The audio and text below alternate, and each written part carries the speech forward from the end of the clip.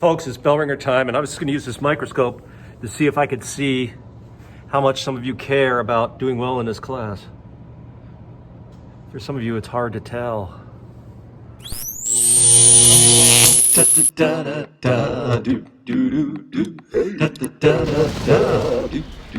All right.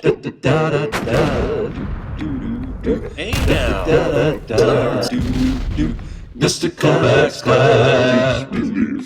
It's Mr. Kovacs class. You might learn a ton. It's Mr. Kovacs class. He's interesting too. It's Mr. Kovacs class. And he's super cool. It's Mr. Kovacs class.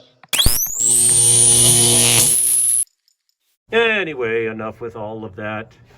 Yeah, it's hard to be on this side of the desk when you pour a lot of effort out into things and you get negative feedback. Oh well, whatever. I'll be here for 2 more years, then I can finally retire.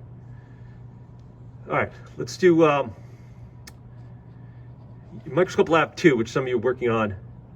Right, you're looking at plants and animal cells. You're looking at onions, both stained and unstained. When they're stained with iodine, the parts that have a lot of starch or complex carbohydrates stain darker. So you can tell the cell wall must have some carbs in it. And there's a little circle in the middle that must have some carbohydrate in it.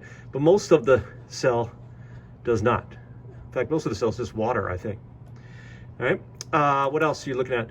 We look at Alodia. This is not stained, but the cells are the same shape as the onion cells. And what you should see here, you can see the little nucleus. See, it's kind of clear. But what definitely is easy to see are these green chloroplasts. And chloroplasts are green. That's where photosynthesis happens. We'll go back into photosynthesis a little bit later, but we talk about chloroplasts. But one of the things you'll notice if you really watch Alodia, that the chloroplasts circulate. They're constantly circulating because the cytoplasm inside of the cell is moving, partly because the cell uses energy, and also, well, temperature differences, just like you get air currents or water currents, you can get the liquid, the fluid to move around, right? And then, of course, why are they on the outside like this? They're squished there by this big storage area called the vacuole. When you look at cheek cells, you're going to stain them with methylene blue. Methylene blue, we know, sticks to nucleic acids really well. So that tells us something about this part of the cell has a lot of DNA in it. This is the nucleus of the cell because this stain sticks to it better. And then all these little specks and dots also must have a lot of DNA.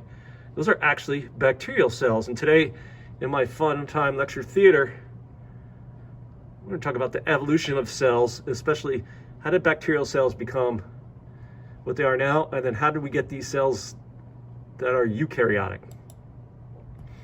And then I think you're gonna look at blood. These bloods have been, this blood has been stained with the right stain, but most of the blood samples I have are not stained.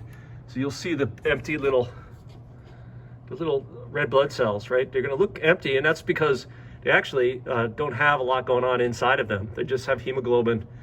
When they're born, they basically have a nucleus and then dump it out of their bodies and then live their lives without a nucleus. They only survive for about 3 to 4 months, and then you have to replace them. You replace them with your bones, or in your bones, with new blood cells. Whew! Boy, I better rest my voice because today I'm going to do a lot of lecturing, and then in lab, if you have lab, you're going to Microscope Lab 2.